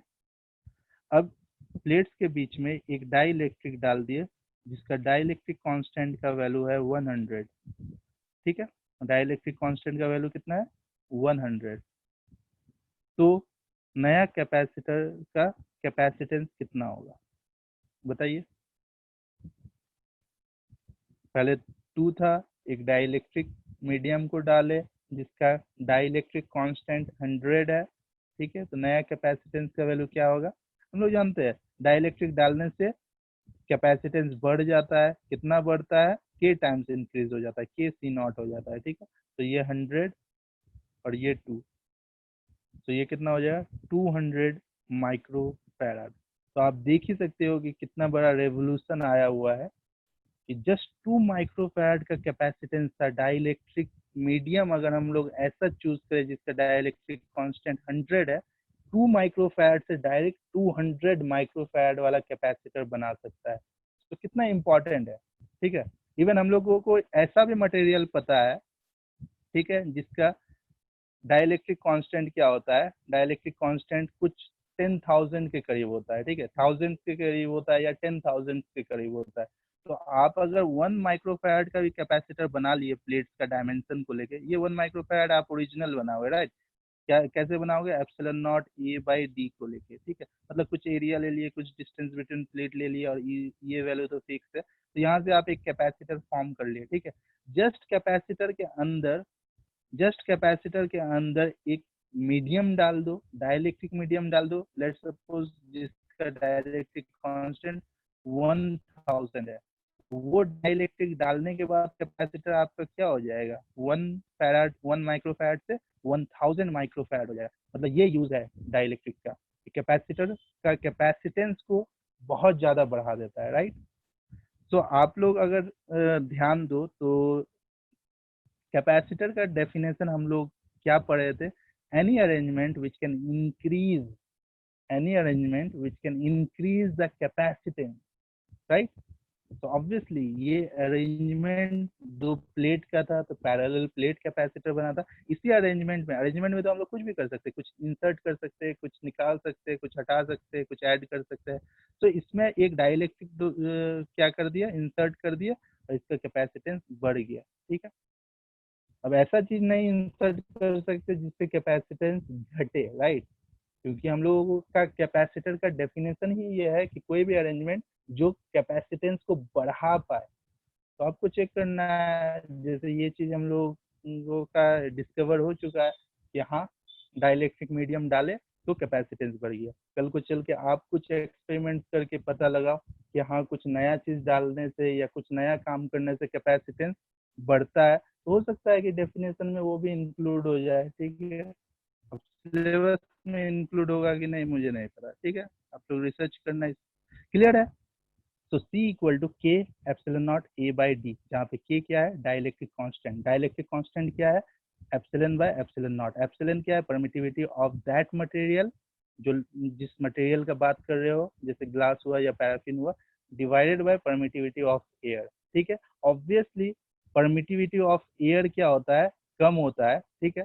किसी भी मीडियम से परमिटिविटी ऑफ एयर क्या होता है, कम होता है, ठीक है। तो ये रेशियो क्या होगा, ग्रेटर देन 1 होगा। इसका मतलब ये रेशियो ही तो के है, इसका मतलब के इज ग्रेटर देन 1 होगा। अब आप लोग क्वेश्चन कर ही सकते हैं कि सर एयर के लिए क्यों होता है के इक्वल टू 1, के फॉर एयर क्या होता है, मैंने बताया ना 1। तो आप खुद बताओ के का डेफिनेशन क्या है, कि किसी मीडियम का परमिटिविटी डिवाइडेड बाय एयर का परमिटिविटी। जब एयर मीडियम के लिए ही निकाल रहे हैं तो मीडियम का जगह हमें एयर लोगे डिवाइडेड बाय एयर के रिस्पेक्ट में मेजर करते हैं, तो ये एप्सिलॉन नॉट कैंसिल हो गया, ये 1 आ गया। तो के का वैल्यू क्या होता है, 1 होता है एयर के रिस्पेक्ट। क्लियर है? जैसे क्लास 10 में आप पढ़े होगे रिफ्रैक्टिव इंडेक्स का कॉन्सेप्ट, राइट? रिफ्रैक्टिव इंडेक्स का कॉन्सेप्ट पढ़े हो ना, उसमें कैसे पढ़ते थे, c by v, velocity of light in vacuum divided by velocity of light in medium. ठीक है, क्लियर है? और हम लोग जानते थे एयर का रिफ्रैक्टिव इंडेक्स 1 होता था, क्यों? क्योंकि जब एयर लोगे तो मीडियम के जगह में तो v के जगह में क्या लोगे, एयर में वेलोसिटी, एयर में वेलोसिटी क्या होता है, c होता है, c बाई c कैंसिल हो गया 1। क्लियर है? कुछ कुछ उसी तरह का बात। क्लियर है ना? बात है जो डिस्कस करना सही है यहाँ पे, देखिए वो है कि अगर हम लोग यस अगर हम लोग डाइलेक्ट्रिक को इंसर्ट करते हैं प्लेट्स के बीच में, ठीक है, तो जो अब तक हम लोग पढ़े वो क्या है कि ई डिक्रीज करता है, ई क्या होता है, डिक्रीज करता है, राइट? और कितना डिक्रीज करता है, इनिशियली जो भी वैल्यू था, यहाँ हम लोग माने हैं कि ई नॉट था, ठीक है, आप ई मान के भी चल सकते हैं, तो ई बाई के हो जाएगा, ठीक है, हम लोग माने हैं ई नॉट इनिशियल वैल्यू था, तो ई नॉट बाई के हो गया, ठीक है, ये हम लोग सबसे पहले पढ़े। उसके बाद क्या पढ़े कि वी क्या होता है, डिक्रीज करता है, पोटेंशियल डिफरेंस क्या होता है, डिक्रीज होता है, कब, जब डाइलेक्ट्रिक को इंसर्ट करते हो बिटवीन द प्लेट, ठीक है। उसके बाद सी क्या होता है, इंक्रीज करता है, सी क्या होता है, इंक्रीज करता है, और कितना होता है, के सी नॉट होता है, इंक्रीज करके कितना बन जाता है, सी से सी नॉट, इसका मतलब ई से ई बाय के हो गया, वी से वी नॉट बाय के हो गया, और सी से के सी नॉट हो गया, ठीक है। ये तीन वैल्यू अगर पता है तो काफी सारा एमसीक्यूज आप कर सकते हैं, ठीक है, इसी कॉन्सेप्ट से। लेकिन सिर्फ इतना पता होने से नहीं होगा, कुछ छोटा छोटा कॉन्सेप्ट जैसे ई नेट होता कितना है, ई नेट असल में होता है ई नॉट माइनस कुछ इंड्यूस हुआ होता है अपोजिट डायरेक्शन में, ये तो ये सारा छोटा कॉन्सेप्ट भी पता होना चाहिए, तब सारा का सारा सवाल इससे इस कॉन्सेप्ट से हिल जाएगा, ठीक है। आप लोग कोशिश करना। क्लियर है? ये तीन चीज हम लोग मेनली डिस्कस किए। डाइलेक्ट्रिक इंसर्ट करने से ई घटता है, वी घटता है और सी बढ़ता है, ठीक है, कोई कंफ्यूजन नहीं है किसका, अच्छे से, ठीक है। तो अब एग्जाम में कभी कभी पूछ देता है कि एडवांटेजेस ऑफ डाइलेक्ट्रिक क्या क्या है, ठीक है, आप लोग एक दो पॉइंट तो ऐसे ही बता सकते हैं, जैसे कि पहला पॉइंट तो ये है कि कैपेसिटेंस बढ़ जाता है, ठीक है, पहला पॉइंट तो यही है, ठीक है। और क्या क्या पॉइंट है यहाँ से देख सकते हैं, जैसे कि पहला पॉइंट यहाँ पे लिखा हुआ प्रोवाइड्स स्टेबिलिटी टू प्लेट, ठीक है, प्लेट्स को क्या करता है, स्टेबिलिटी प्रोवाइड करता है, मतलब जो हम लोग के क्लास में देखे थे कि एक प्लेट पॉजिटिवली चार्ज होता है और दूसरा प्लेट नेगेटिवली चार्ज होता है, ठीक है, तो ऑब्वियसली प्लेट्स के बीच में क्या होता है, फोर्स लगता है, और फोर्स का वैल्यू तो आप लोग भूल गए क्योंकि 24 घंटा के करीब हो चुका है, किसी को भी याद है फोर्स का वैल्यू कितना होता है, अगर चार्ज क्यू हो, एरिया ए हो, बीच का डिस्टेंस क्या डी हो,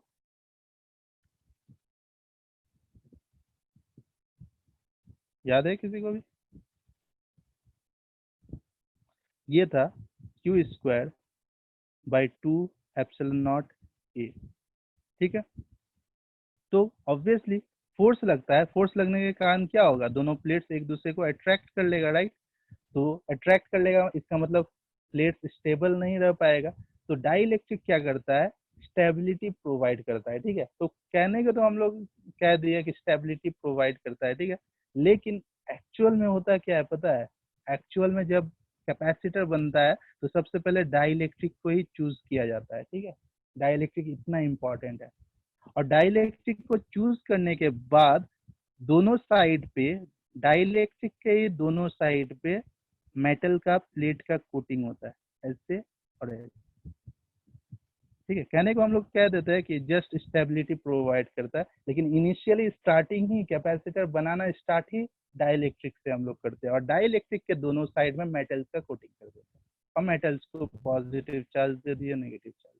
क्लियर है? इस तरह से डाइलेक्ट्रिक बनता है, सॉरी, इस तरह से कैपेसिटर बनता है, तो बहुत इंपॉर्टेंट है, बोल सकते हैं प्रोवाइड्स स्टेबिलिटी टू प्लेट, ठीक है। दूसरा क्या है, prevent prevent plates from sticking to each other. तो वही बात है कि दो प्लेट के बीच फोर्स लग रहा था, दोनों एक दूसरे से चिपक सकते थे, बीच में आप एक नॉन कंडक्टर डाल दिए, ठीक है, ऑब्वियसली नॉन कंडक्टर टाइप का है ना, नॉन कंडक्टर डाल दिए तो ये क्या होगा, ऑब्वियसली ये डालने से ये मान लो चिपकेगा तो कहाँ से, यहाँ तक चिपकेगा, और ये चिपकेगा तो इससे चिपक के रहेगा। अगर ऐसा हुआ भी, जनरली ये सब बात नहीं है, ऐसा नहीं होता है कि ये प्लेट ऐसे है और जस्ट बीच में डाला हुआ है, ठीक है। असल में ऐसा होता है कि डाइलेक्ट्रिक ये है और इससे मेटल चिपका ही होता है, तो क्योंकि इसका अपना कुछ एक वॉल्यूम है, और ये 99% केस में देखा गया है कि डाइलेक्ट्रिक को हम लोग सॉलिड लेते हैं, ठीक है, हमेशा ले जरूरी नहीं है, 99% केस में देखा गया है डाइलेक्ट्रिक सॉलिड होता है, ठीक है। ऑब्वियसली सॉलिड है, ये क्या चिपकने देगा प्लेट को, नहीं, का ये सॉलिड है मतलब इसका कुछ ना कुछ ये है, स्टेबिलिटी है, राइट। नंबर 3 है इंक्रीजेस कैपेसिटेंस। मेरे ख्याल से सबसे इम्पोर्टेंट यही है डाइलेक्ट्रिक का एडवांटेज कि कैपेसिटेंस बढ़ा देता है, ठीक है। उसके बाद क्या है, नंबर 4 है can prevent break down of medium. Break down of medium को घटा सकता है या प्रिवेंट कर सकता है। प्रिवेंट कर सकता है कैसे, आप सिंपली सोचो कि एक प्लेट के लिए पोटेंशियल डिफरेंस अगर V है, ठीक है, तो V को अगर आप इंक्रीज करोगे तो हो ही सकता है कि इसके बीच का जो भी मीडियम है वो ब्रेक डाउन हो जाए, ठीक है। लेकिन डाइलेक्ट्रिक डालने के बाद हम लोग आज की क्लास में सीखे कि डाइलेक्ट्रिक डाले जिसका डाइलेक्ट्रिक कांस्टेंट K है तो उसका पोटेंशियल ऑलरेडी घट जाता है, राइट। तो डाइलेक्ट्रिक कांस्टेंट क्या काम करता है, पोटेंशियल डिफरेंस को ही घटा देता है। तो जब पोटेंशियल डिफरेंस कम हो गया है तो ब्रेक डाउन कब होता है, हाई पोटेंशियल डिफरेंस पे होता है ना, जब बहुत ज्यादा हो, राइट। तो डाइलेक्ट्रिक तो एक तरह से पोटेंशियल को ही कम कर दिया, इस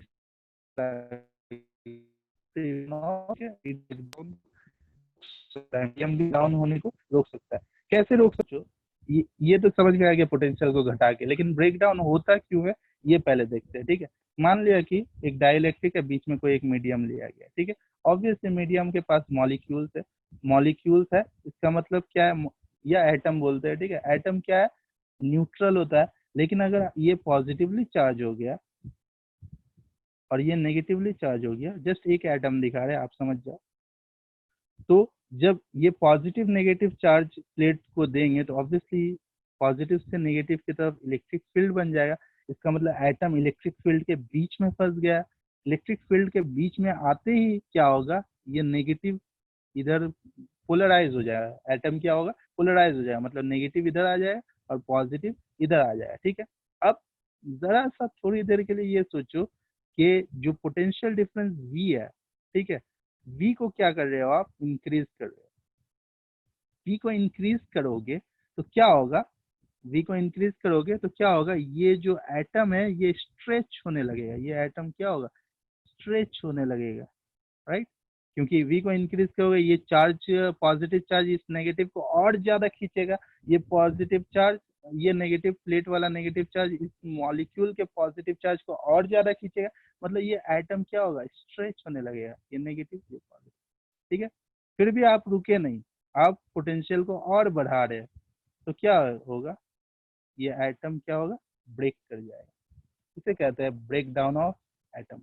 और आप जरा सा सोचिए कि ये ब्रेक करने के बाद क्या होगा, यहाँ से ब्रेक हुआ होगा तो क्या होगा, ये नेगेटिव चार्ज कहाँ जाके इस पॉजिटिव प्लेट में जाके स्टिक कर जाएंगे और ये पॉजिटिव चार्ज इस नेगेटिव प्लेट में जाके स्टिक करेंगे। इसका मतलब यहाँ तो एक एटम है नहीं, बहुत सारा एटम है। अगर ऐसा इनकेस हो पाया बहुत बड़ा नुकसान हो जाएगा। कैसे, खुद सोचिए कि यहाँ पे बहुत सारा एटम है, इसका पॉजिटिव प्लेट में बहुत सारा नेगेटिव चार्ज आके टकरा गया और इसका नेगेटिव प्लेट में बहुत सारा पॉजिटिव चार्ज आके टकरा गया, ठीक है। तो इस तरह से पॉजिटिव नेगेटिव को क्या करेगा, न्यूट्रलाइज करेगा, और नेगेटिव पॉजिटिव को क्या करेगा, न्यूट्रलाइज करेगा, मतलब प्लेट्स को न्यूट्रलाइज करने लगेगा। न्यूट्रलाइज करने को क्या कहते हैं, डिस्चार्ज कहते हैं, ठीक है। और ये इतना खतरनाक डिस्चार्ज है, इसका नाम है कोरोना डिस्चार्ज, जो कि हम लोगों के सिलेबस में नहीं है, ठीक है। हायर क्लास में मे भी आपको पढ़ना है, ठीक है, कोरोना डिस्चार्ज, ठीक है। इस टाइप के डिस्चार्ज को कहते हैं कोरोना डिस्चार्ज। तो आई होप कैसे मॉलिक्यूल ब्रेक डाउन हो सकता है ये आपको समझ में आ गया, राइट? और Excuse me, कुछ यस सर फर्स्ट और सेकंड पॉइंट सेम है ना? स्टेबिलिटी और प्रिवेंट करता है वो क्या जो नहीं, हमारी स्टेबिलिटी मतलब प्लेट के साथ चिपका रहना होता है। स्टेबिलिटी मतलब प्लेट्स को स्टेबिलिटी देता है, राइट? जैसे ये अगर बोला जाए कि आपका घर में अगर चेयर है उसे स्टेबिलिटी कौन दिया? चेयर का जो 4 लेग्स है वो दे रहा है। स्टेबिलिटी का अलग मीनिंग, जस्ट सिंपल इंग्लिश, ठीक है? एक पॉइंट और है, ये देख लो कि अगर dielectric as a metal use कर दे, प्लेट्स के बीच में हम एक मेटल डाल दे, तो ऑब्वियसली मेटल के अंदर इलेक्ट्रिक फील्ड इंटेंसिटी क्या होता है? 0 होता है, राइट? जब मेटल को डालेंगे तो इसका मान लो कि मेटल का के कुछ ना कुछ वैल्यू रख रहा होगा, हम लोगों को के का वैल्यू पता करना है, लेकिन ये पता है कि मेटल का इलेक्ट्रिक फील्ड इंटेंसिटी क्या होता है? 0 होता है। इसके कारण क्या होगा? ई नॉट बाय के क्या हो जाएगा? 0 हो जाएगा। तो ई नॉट बाय के अगर 0 है तो के का क्या वैल्यू है? किसी भी चीज को अगर कितना से डिवाइड करोगे सच दैट रिजल्ट क्या आएगा? 0। तो के का वैल्यू क्या आएगा? इन्फिनिटी। तो मेटल्स के लिए डाइलेक्ट्रिक कांस्टेंट क्या होता है? इन्फिनिटी होता है। नेक्स्ट क्लास में आपको पता चलेगा कि अगर सही में मेटल अगर आप डाल दो तो ई में क्या चेंजेस आता है और पोटेंशियल डिफरेंस में क्या चेंजेस आता है, ठीक है? तो पहले तो हम लोग स्टडी कर लिए डाइलेक्ट्रिक कांस्टेंट के बारे में, राइट? मतलब डाइलेक्ट्रिक्स के बारे में, और सारा चेंजेस देख लिए ई में, बी में और सी में, ठीक है? अब हम लोग छोटा सा टॉपिक है ये कि मेटल्स डालने से क्या होगा, ठीक है? कुछ ग्राफ्स वगैरह सीखेंगे और थोड़ा सा इससे एडवांस लेवल में जाएंगे, ठीक है? कि मेटल्स डाले, कहीं डाइलेक्ट्रिक डाले, एक से ज़्यादा डाइलेक्ट्रिक डाले, तब क्या क्या होगा, ठीक है? तो नेक्स्ट क्लास में हम लोग ये सब डिस्कस करेंगे। ट्राई करते रहिए। Thank you.